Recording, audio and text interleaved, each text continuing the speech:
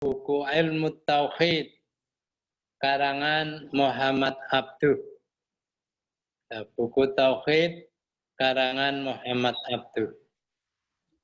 Ya, yang perlu saya garis bawahi bahwa teologi Islam yang ditulis oleh Harun Nasution, kamu wajib punya itu. Buku itu praktis untuk kita jadikan sebagai rujukan ilmu kalam. Singkat tapi kandungannya cukup bagus. Itulah buku-buku yang harus saudara miliki. Berikut mari kita memulai tentang kajian ilmu kalam. Ilmu kalam dalam istilah yang lain adalah teologi Islam. Ya, di istilah lainnya teologi Islam. Atau pengertian teologi dari bahasa Yunani, theo dan logos. Theo ilmu, logos ketuhanan. Jadi teologi adalah ilmu tentang ketuhanan atau ilmu yang membahas ajaran dasar dari suatu agama. Ilmu yang membahas ajaran dasar dari suatu agama.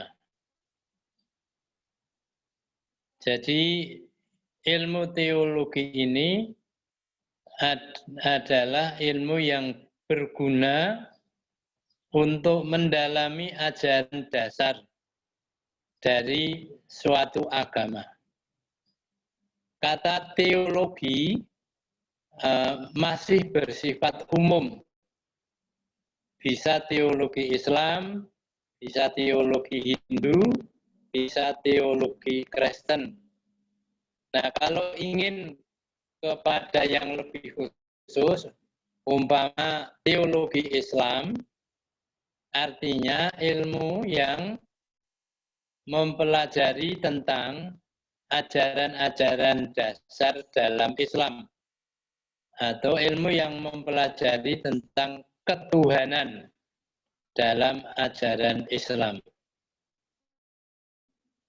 Sekali lagi, bahwa inti dari mempelajari ilmu teologi ini, kita mempelajari tentang dasar ajaran dasar dari suatu agama.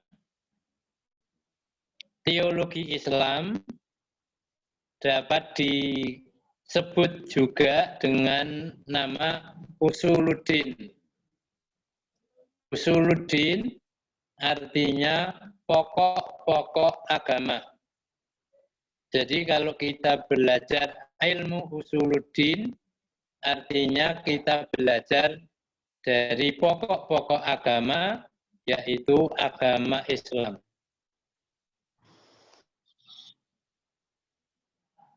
Ya, istilah yang lain selain ilmu Usuluddin namanya ilmu ma'rifah. Ada namanya ilmu ma'rifah atau ilmu haqiqah. Ilmu ma'rifah artinya ilmu untuk mengetahui tentang Tuhan. Ilmu haqiqah artinya ilmu untuk mengetahui tentang hakikat Tuhan. Jadi ilmu-ilmu itu banyak istilah-istilah itu banyak digunakan dan maknanya itu ke sana.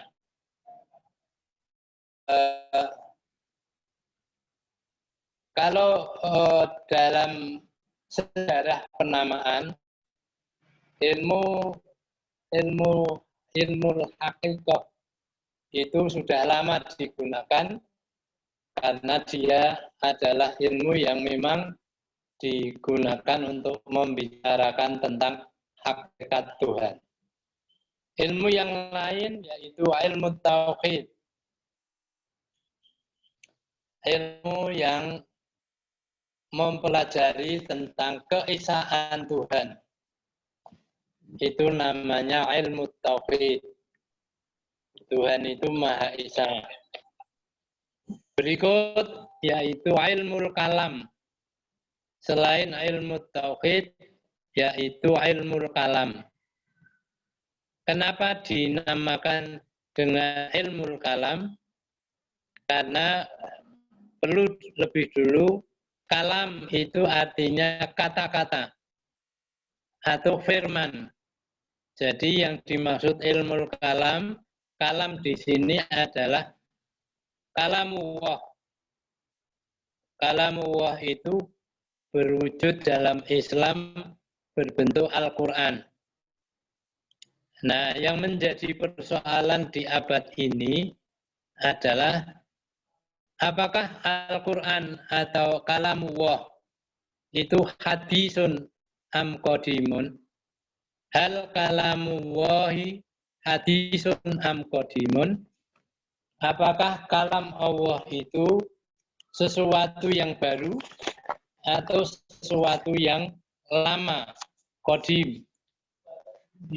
Maksudnya apa? Maksudnya adalah kalau kalamullah itu dibicarakan oleh mereka hadis am qadimun, maknanya andai kata kalamullah itu diyakini sebagai sesuatu yang qadim, yang azali, yang sudah lama ada sejak azali, maka berarti ada yang qadim selain Tuhan, yaitu kalamullah. Kalau ada yang qadim selain Tuhan, akan dipahami menyebabkan adanya paham ta'addudul qudama, yang ta'addud itu berbilang, artinya yang qadim itu banyak selain Tuhan, antara lain kalam Tuhan. Di sini, di satu pihak kelompok yang tidak membenarkan kalau ada yang qadim itu ada selain Tuhan, akan menyebabkan kepada kesyirikan. Maka mereka tidak membenarkan kalau kalamullah itu qadim. Mereka hanya mengatakan kalamullah itu hadis. Itu menjadi sebuah perbincangan yang amat sengit antara kelompok ahli kalam, baik Mu'tazilah maupun Asy'ariyah. Itulah penamaan-penamaan yang sudah banyak kita kenal dalam dunia ilmu Islam. Berbicara tentang teologi Islam, lebih dahulu saya perlu sampaikan bahwa di Indonesia telah banyak berkembang teologi Islam, tidak hanya satu. Ya, di Indonesia ilmu teologi Islam itu berkembang, tidak hanya satu macam teologi. Teologi Islam yang berkembang di Indonesia adalah teologi dalam bentuk tauhid. Ya, dalam bentuk tauhid.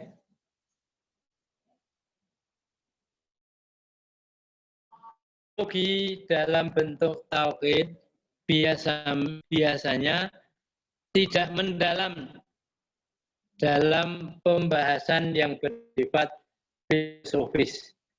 Ya, tidak mendalam. Teologi yang berkembang, yang kita kenal dengan teologi tauhid. Teologi tauhid ini lebih banyak berbicara sepihak. Artinya tidak berbicara secara luas, mengenalkan teologi A, B, C, D, tidak. Dia hanya mengambil satu macam saja teologi. Sehingga membuat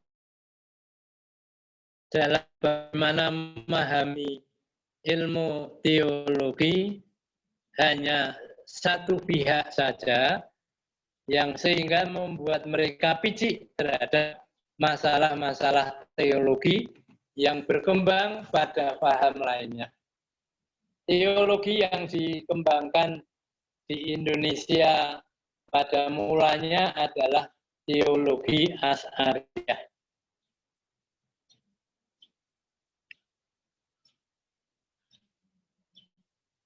Ada 3 macam aliran teologi, yaitu aliran teologi yang bersifat liberal, aliran teologi yang bersifat tradisional, aliran teologi yang bersifat antara liberal dan tradisional. Mencoba untuk tidak mengambil satu arah. Ya, arahnya antara, paham antara liberal dan tradisional. Nah, dari aneka ragam teologi itu kita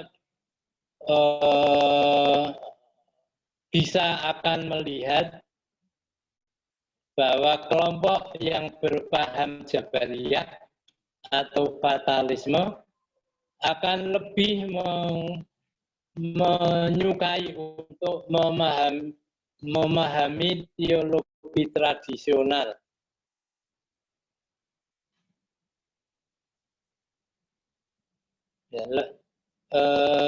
Dan orang-orang yang berpaham bahwa manusia itu mempunyai kebebasan dalam berbuat atau bertindak qadariyah, ya, yang berpaham qadariyah, mereka akan lebih senang kalau mempelajari teologi liberal. Teologi liberal itu lebih cenderung ada pada teologi Mu'tazilah. Teologi Mu'tazilah. Dari sini saudara bisa melihat bahwa teologi yang besar yang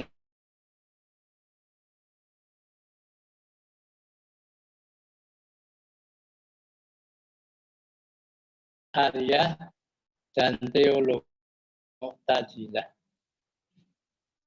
Mari pada ini saya berbagai macam teologi yang berkembang di Indonesia. Teologi yang pernah hidup dan berkembang di Indonesia adalah teologi tradisional.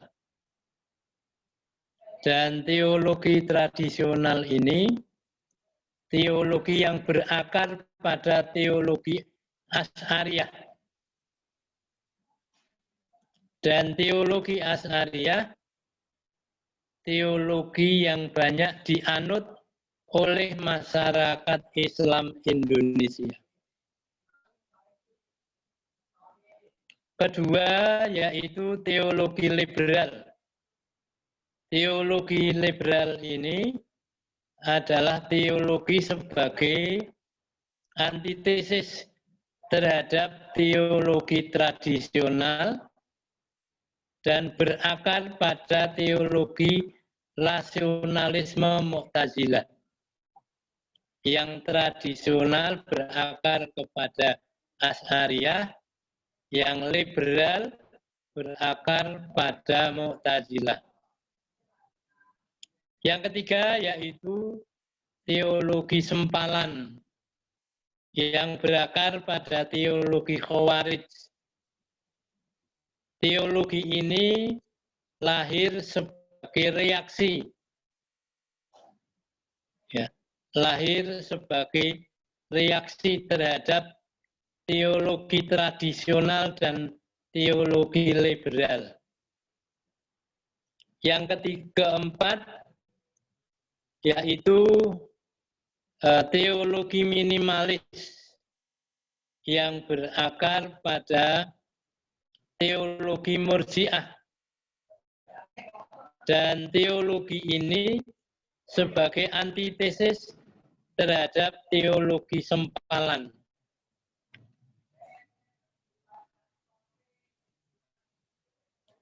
Dan yang terakhir yaitu teologi alternatif yang komprehensif.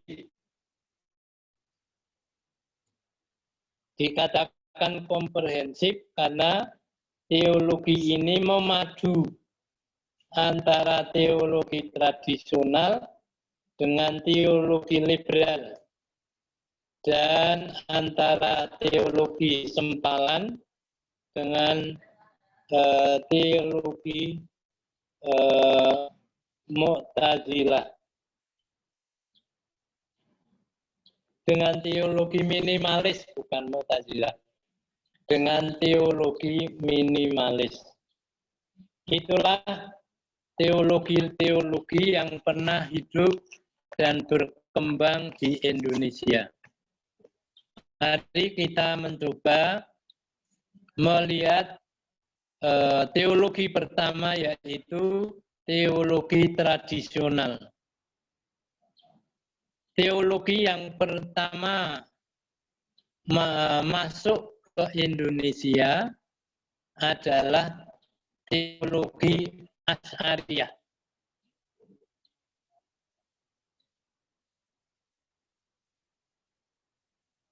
Teologi Asy'ariyah ini teologi yang bersifat tradisional. Dikatakan tradisional karena dia masih kompromi dengan tradisi yang hidup di negara mana dia ada. Dan teologi ini lebih dekat kepada aliran Jabariyah.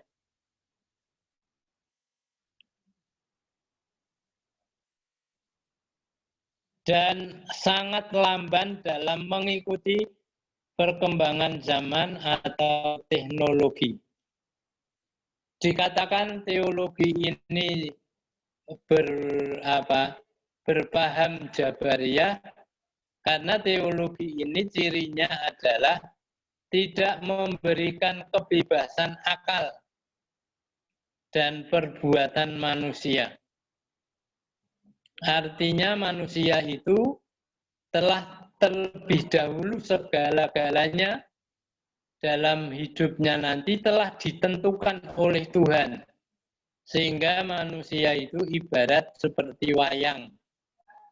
Sudah ditentukan oleh Tuhan.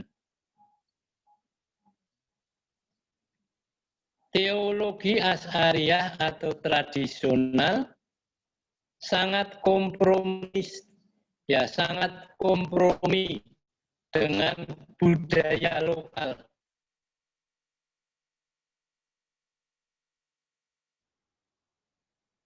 Karena kalau hidupnya di Jawa, ya komprominya dengan lokal di Jawa.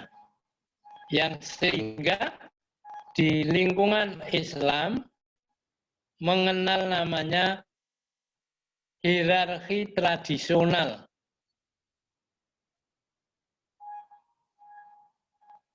Yang karena itu di dunia Islam mengenal adanya strata sosial. Ya, adanya strata sosial, kelompok kiai. Ya. Ada di Jawa, ada Ndoro, ada Raden, ada macam-macam itu. Teologi ini membawa sikap statis dan konsumtif. mereka sangat memelihara dan menjaga budaya luhur yang lebih baik, yang sudah berhasil. Jadi tidak mau berubah karena mereka maunya menjaga yang sudah jadi. Muncullah istilah al-muhafadzah alal qadimis sholih. Menjaga hal-hal atau tradisi-tradisi lama yang telah mempunyai jasa di tengah-tengah masyarakat. Mereka jaga karena mereka tidak mau menerima yang baru masih dipertanyakan. Akan memberi jasa, akan memberi perubahan kebaikan apa. Jadi yang baru dipertanyakan kebaikan dan kebenarannya. Karena daripada mempertanyakan, mereka mengambil saja yang lama, yang sudah baik, dipertahankan. Al-muhafadzah al-qadimi sholih. Kalau yang liberal, yang maju, al-muhafadzah al-jadidil aslah. Ya, yang kelompok yang maju itu menjaga yang baru, yang memang dia telah memberikan kebaikan kepada kehidupan. Jadi kebalikannya dari al-muhafadzah alal qadimi sholih adalah al-muhafadzah alal jadidil aslah. Yang baru mereka pertahankan karena memang memberi kebaikan. Ciri khas dari teologi tradisional mengajarkan paham karomah. Mengajarkan paham karomah.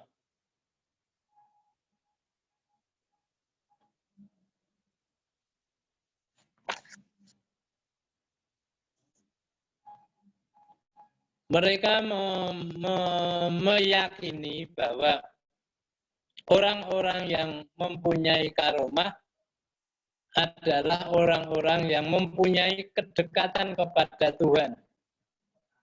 Yang karenanya dia bisa dimintai doa, restu, dan seterusnya. Sehingga orang-orang yang meninggal, yang dulunya dikenal mempunyai karomah, kuburannya diziarahi, didatangi untuk minta pengestu, meminta macam-macam sesuai dengan kebutuhan.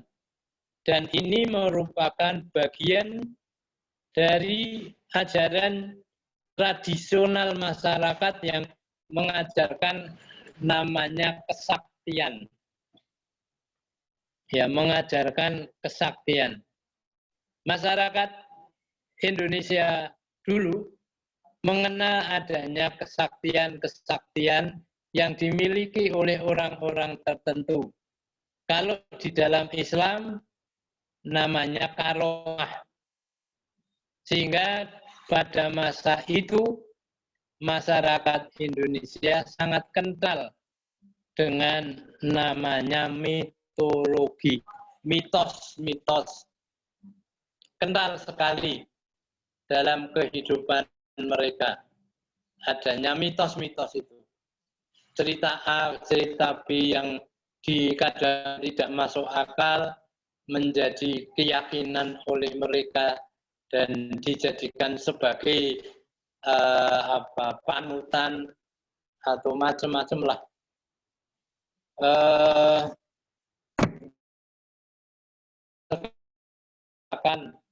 Dan masih hidup orang Jawa khususnya, Jawa Tengah, itu tidak mau melakukan perkawinan di bulan Suro.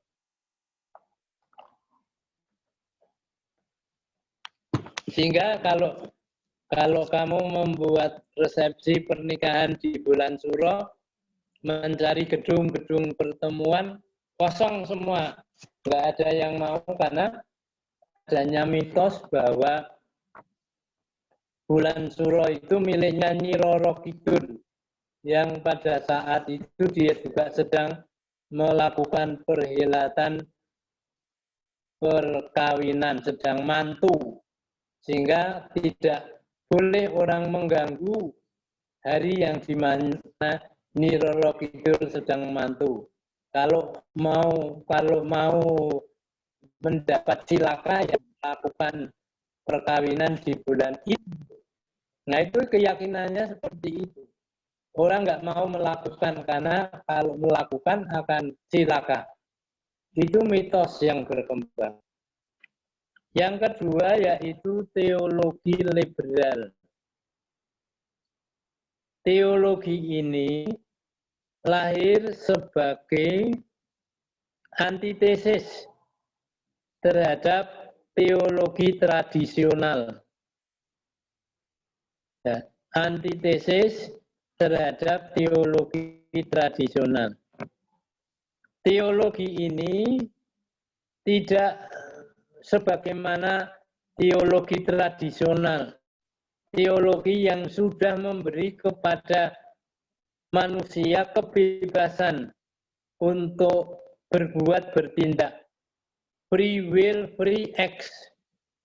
Istilahnya free will, free acts. Memberi kebebasan. Nah, kalau Jabariyah tidak memberikan kepada manusia free will, free acts. Dan karena itu, dia menggunakan segala-galanya pendekatan secara rasional. Ya, secara rasional.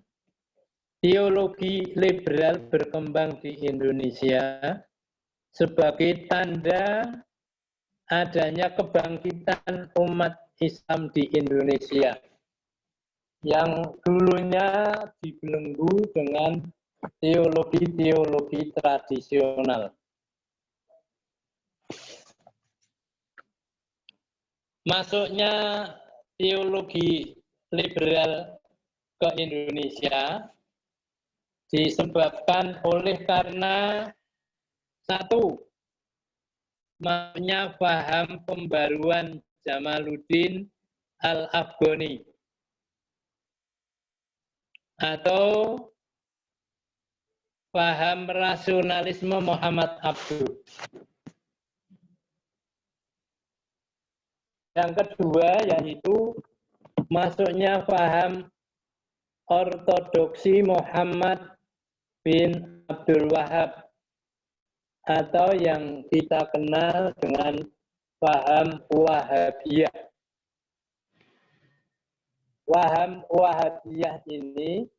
Paham ini dijadikan sebagai mazhab negara di Arab Saudi. Jadi Arab Saudi itu pemerintahannya bermadhab Wahabiyah. Dan madhab Wahabiyah sangat ketat sekali dalam menjalankan syariat yang sesuai dengan Al-Quran dan As-Sunnah. Lahirnya datangnya paham Wahabiyah di Indonesia menyebabkan lahirnya tajdid salafi, pembaruan yang lama yang berkembang